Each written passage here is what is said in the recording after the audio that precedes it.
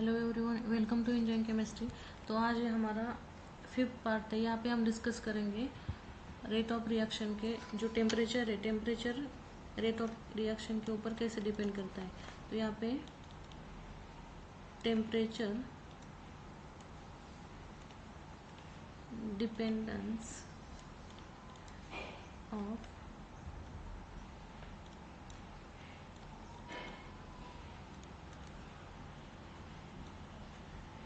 Rate of reaction के बारे में डिस्कस करेंगे। तो यहाँ पे देखो क्या होता है, जब भी रिएक्शन स्टार्ट होती है तो वहाँ पे टेम्परेचर का इफेक्ट कैसे होता है, मतलब जो रेट है वो इंक्रीज होती है या डिक्रीज होती है, वो यहाँ पे हम डिस्कस करने वाले। ठीक है। तो यहाँ पे मोस्ट ऑफ द रिएक्शन में क्या होता है, जैसे हम टेम्परेचर इंक्रीज करते हैं, टेम्परेचर इंक्रीज होने के बाद जो रिएक्शन का रेट है वो रिएक्शन का रेट भी इंक्रीज हो जाता है। सपोज फॉर एग्जाम्पल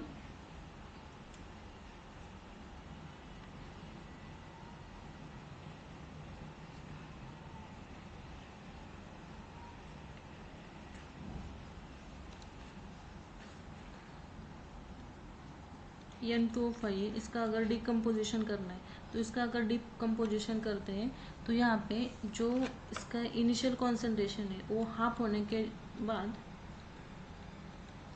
जो हमारा टाइम है वो टाइम भी हाफ हो जाता है। ठीक है। तो यहाँ पे अगर इसको डिकम्पोज होने के लिए सपोज यहाँ पे टेम्परेचर है हमारे पास 50 degree Celsius, 50 degree Celsius N2O5 को डिकम्पोज होने में टाइम लगता है सपोज 12 मिनट। ठीक है।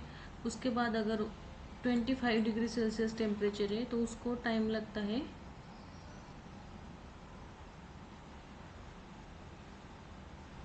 5 आवर्स।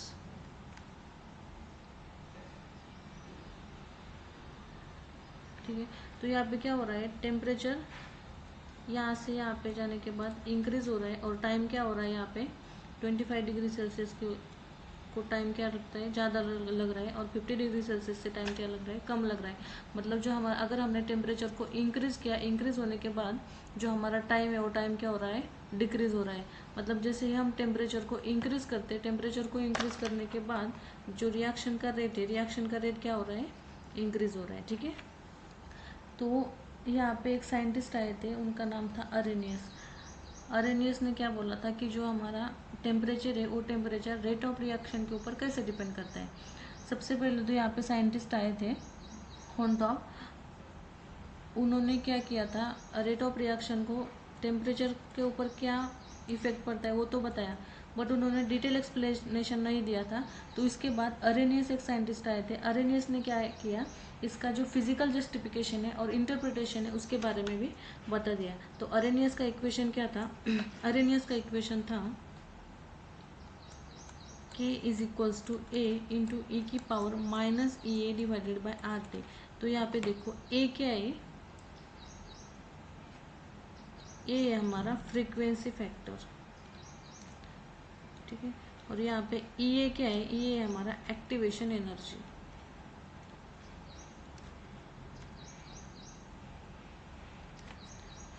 आर क्या है, आर ए कांस्टेंट, आर को हम गैस कांस्टेंट कहते हैं।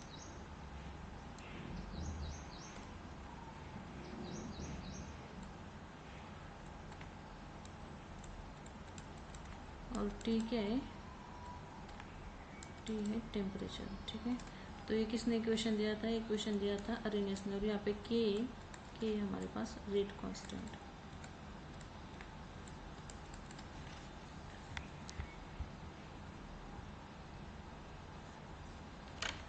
इसको अगर डिटेल एक्सप्लेन करना है तो हम यहाँ पे एक एग्जांपल लेते हैं।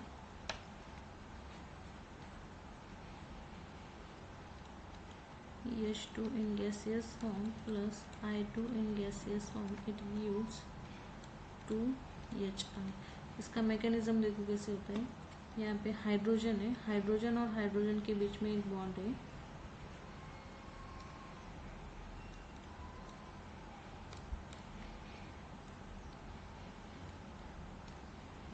यहाँ पे आयोडीन है। देखो यहाँ पे क्या हो रहा है, हाइड्रोजन हाइड्रोजन के बीच में जो बॉन्ड है वो बॉन्ड ब्रेक होके क्या बन रहा है, यहाँ पे हाइड्रोजन और आयोडीन का बॉन्ड फॉर्म होता है। तो यहाँ पे इंटरमीडिएट स्टेप कैसे आती है इसकी,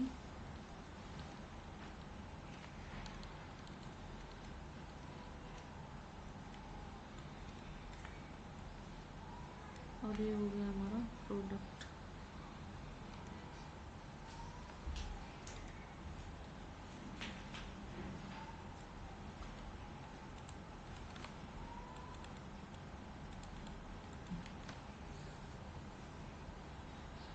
ये क्या है यहाँ पे इंटरमीडिएट।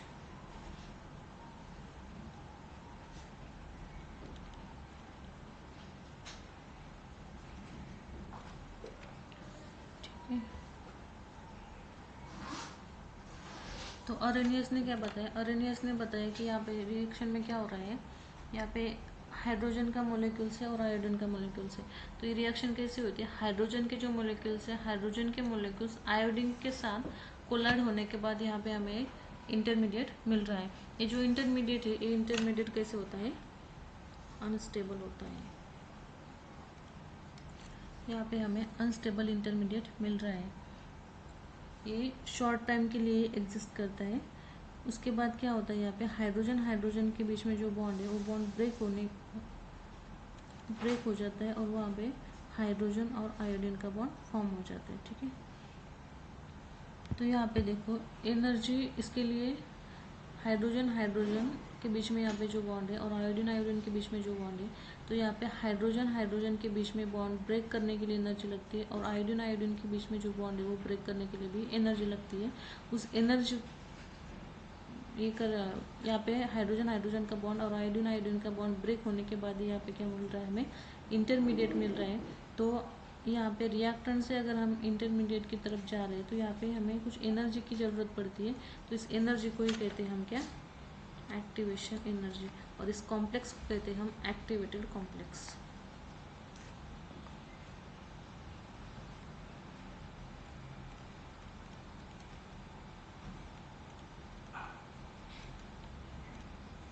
एक्टिवेटेड कॉम्प्लेक्स, और इस एनर्जी को कहते हैं हम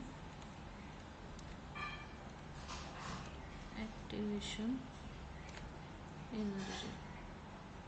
ठीक है,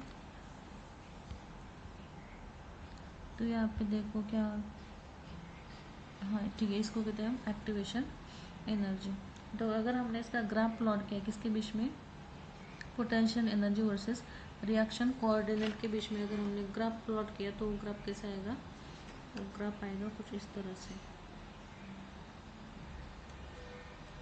यहाँ पे पोटेंशियल एनर्जी और यहाँ पे है रिएक्शन कोऑर्डिनेट। ठीक है, यहाँ पे देखो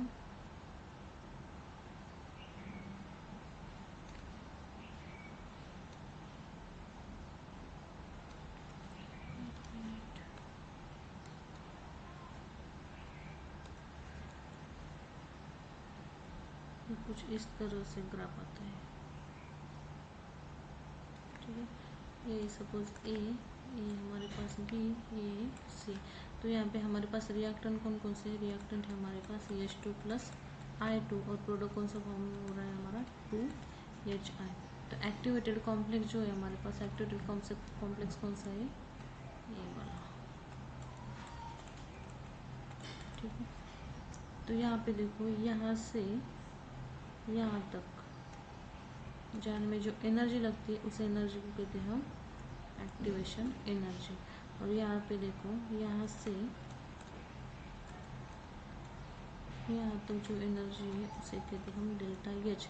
डेल्टा एच मतलब एच को कहते हैं एंथैल्पी। ठीक है, तो ये हमारा एक्टिवेटेड कॉम्प्लेक्स, एक्टिवेटेड कॉम्प्लेक्स। ठीक है, इस तरफ से ग्राफ आ जाता है। तो यहाँ पे क्या होता है, बहुत ज़्यादा मतलब जो एनर्जी है वो एनर्जी रिलीज होती है जब कॉम्प्लेक्स का डिकम्पोजिशन होता है प्रोडक्ट के फॉर्मेशन में। तो यहाँ पे final enthalpy of the reaction वो किसके ऊपर डिपेंड करती है, वो डिपेंड करती है, ये जो एंथैल्पी है वो एंथैल्पी डिपेंड्स करती है हमारी नेचर ऑफ द रिएक्टेंट्स और नेचर ऑफ द प्रोडक्ट के ऊपर। ठीक है,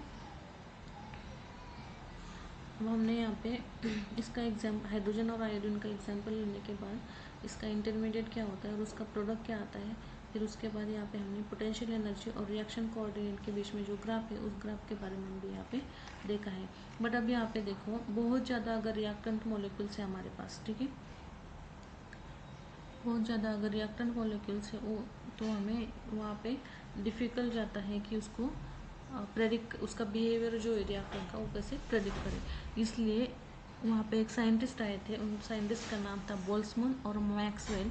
उन्होंने क्या किया था, स्टैटिस्टिक्स की हेल्प ली थी, और स्टैटिस्टिक्स की हेल्प लेने के बाद उन्होंने क्या किया था, जो बी रिएक्टेंट में लार्ज नंबर ऑफ मॉलिक्यूल्स होते हैं, लार्ज नंबर ऑफ मॉलिक्यूल्स होने के बाद वो एक्टिवेटेड कॉम्प्लेक्स कैसे बनाते हैं और उसके बाद प्रोडक्ट कैसे फॉर्म होता है वो उन्होंने बताया था।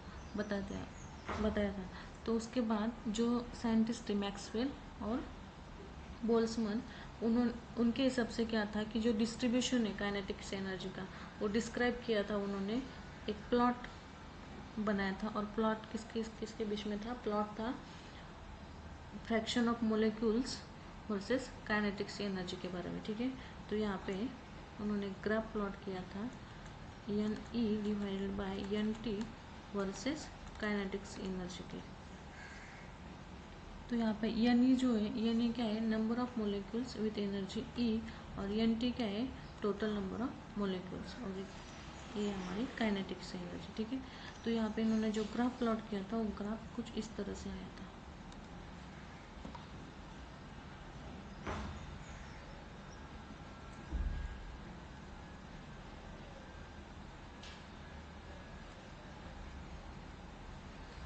यहाँ पे ग्राफ था fraction of molecules, fraction of molecules मतलब N E divided by N T versus kinetic energy. तो ये ग्राफ कुछ इस तरह से आया था।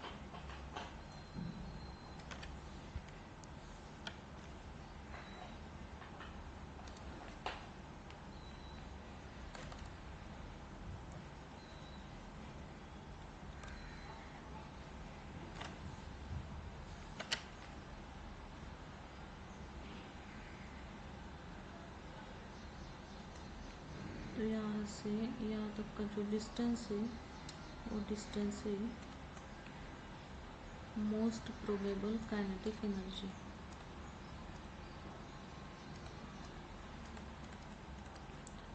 ठीक है, अभी यहाँ पे क्या हो रहा था, यहाँ पे जो हमारे पास फ्रैक्शन ऑफ मॉलिक्यूल्स है मतलब N E by N T और काइनेटिक्स एनर्जी के बीच में उन्होंने जो ग्राफ प्लॉट किया था, और यहाँ पे जो डिस्टेंस दिखाई दे रहा है आपको, इस डिस्टेंस को क्या कहते हैं हम, मोस्ट प्रोबेबल काइनेटिक एनर्जी। तो यहाँ पे देखो काइनेटिक्स एनर्जी जो है वो मैक्सिमम फ्रैक्शन है मॉलिक्यूल्स का, ठीक है। तो यहाँ पे जो भी डिक्रीजिंग नंबर ऑफ मॉलिक्यूल्स है वो क्या, विथ एनर्जी हायर और लोअर देन दिस वैल्यू। यहाँ पे जो फ्रैक्शन ऑफ मॉलिक्यूल्स है ये यहाँ पे यानी जो है, यानी क्या है हमारे पास, यानी है एनर्जी, और एन टी क्या है, टोटल नंबर ऑफ मॉलिक्यूल्स। तो जब भी जो मॉलिक्यूल्स है, मॉलिक्यूल्स डिक्रीज हो रहे थे, जो मॉलिक्यूल जब डिक्रीज होते हैं तभी एनर्जी क्या होती है, हाई हो जाती है, ठीक है। अब देखो जब भी उसका रिएक्शन का जो टेम्परेचर है, अगर हमने उसका टेम्परेचर इंक्रीज किया तो जो मैक्सिमम कर्व्स है वो मैक्सिमम कर्व्स मूव हो जाता है हायर की तरफ, हायर एनर्जी वैल्यू हो जाती है उसकी, और जो कर्व है कर्व कैसे होता है, ब्रॉड हो जाता है, ठीक है, मतलब वो स्प्रेड हो जाता है राइट की तरफ से। तो यहाँ पे कुछ इस तरफ से वो ग्राफ आ जाता है जब हम उसका टेम्परेचर इंक्रीज करते हैं।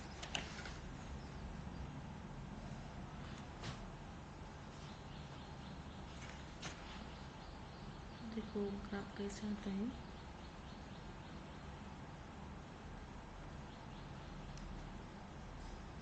यहाँ पे हमने फ्रैक्शन ऑफ मॉलिक्यूल्स लिया है वर्सेस काइनेटिक एनर्जी, तो वो ग्राफ आता है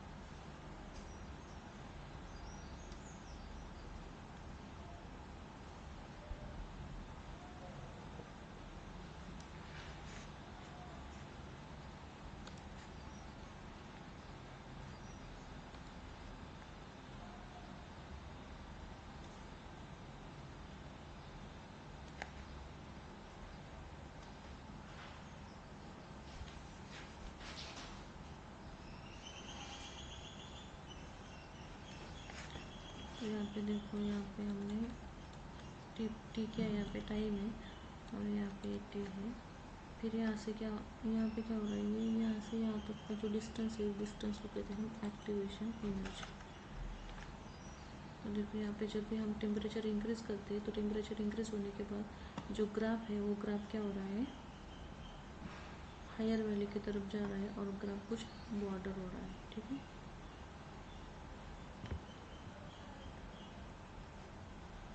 तो यहाँ पे जो टेम्परेचर है, टेम्परेचर इंक्रीज होने के बाद जो फ्रैक्शन ऑफ मॉलिक्यूल्स है वो भी क्या होते हैं, इंक्रीज होते हैं। वो एनर्जी क्या करती है, जो रिएक्टेंट के मॉलिक्यूल्स कोलाइड हो जाते हैं, कोलाइड होने के बाद जो एनर्जी है वो एनर्जी ज़्यादा हो जाती है एक्टिवेशन एनर्जी से। तो यहाँ पे हमें क्या नज़र आ रहा है कि जो कर्व है हमारा T+10, ये जो कर्व है यहाँ पे द एरिया जो है, इसका एरिया क्या शो कर रहा है, molecules have one higher energy equal to और ग्रेटर देन एक्टिवेशन एनर्जी। ठीक है, तो यहाँ पे अगर रेट ऑफ रिएक्शन डबल हो जाती है तो एक्टिवेशन एनर्जी भी क्या होती है, डबल हो जाती है। तो अरेनियस ने क्या दिया था, हमें एक इक्वेशन दिया था। कौन सा इक्वेशन था अरेनियस का, K is equals to A into E की power minus A by R T. अगर हमने इसका लॉग लिया तो लॉग कैसे आएगा इसका, L N K is equals to L N A minus A by R T. ठीक है,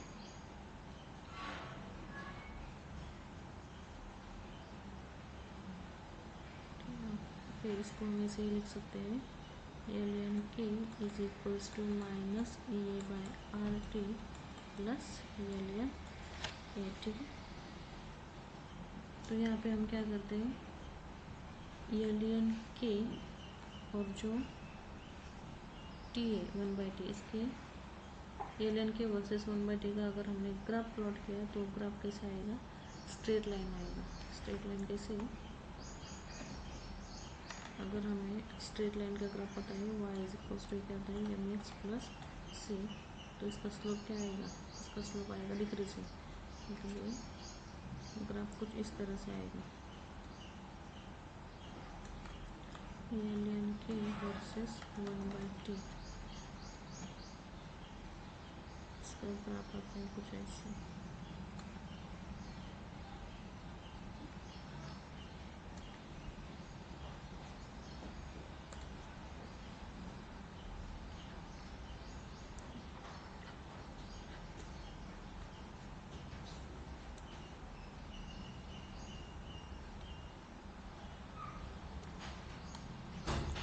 एल एन के वर्सेस 1/t का ग्राफ आता है इससे डिक्रीजिंग ऑर्डर में। ठीक है, तो यहाँ पे स्लोप क्या है, यहाँ पे स्लोप है हमारे पास minus A by are.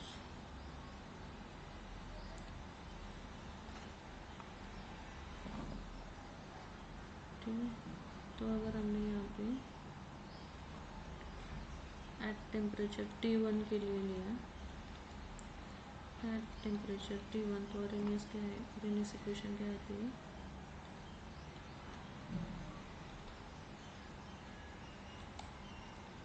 At temperature T1 के लिए अरेनियस इक्वेशन आती है, L N K is equals to L N K minus A divided by R T1, और एट टेम्परेचर T2 के लिए,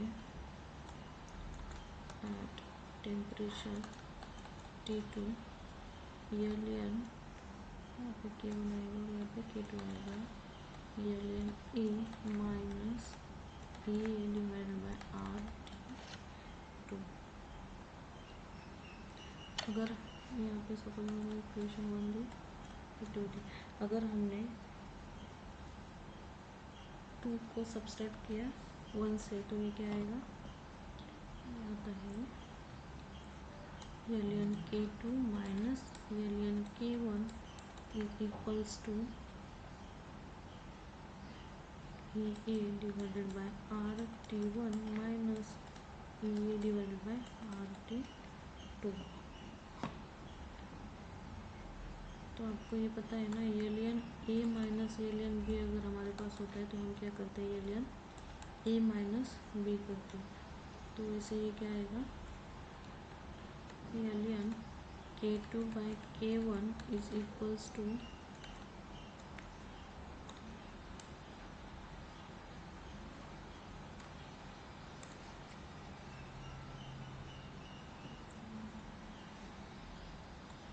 लियन K2 by K1 is equals to A divided by RT1 minus A divided by RT2 आ जाएगा। ठीक है, अगर हमने इसका नेचुरल लॉग लिया है तो नेचुरल लॉग क्या आएगा इसका, 2.303 log K2 by K1 is equals to EA divided by RT1 minus EA divided by RT2 आएगा। ठीक है, तो अगर हमने इसको रीअरेंज किया होगा तो ये क्या आएगा,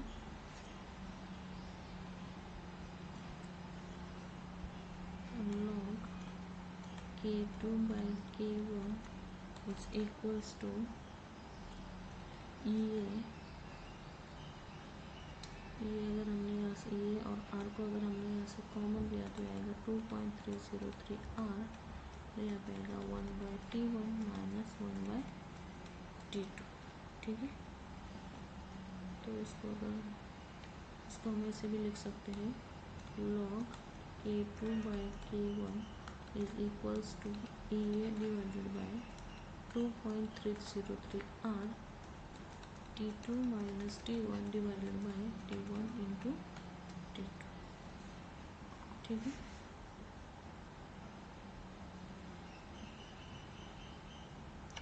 तो एक देखा हमने क्या, rate dependence, rate of reaction के बारे में। तो ये बहुत ज़्यादा इम्पोर्टेंट है, केमिकल काइनेटिक्स में इसके ऊपर क्वेश्चन आ सकता है।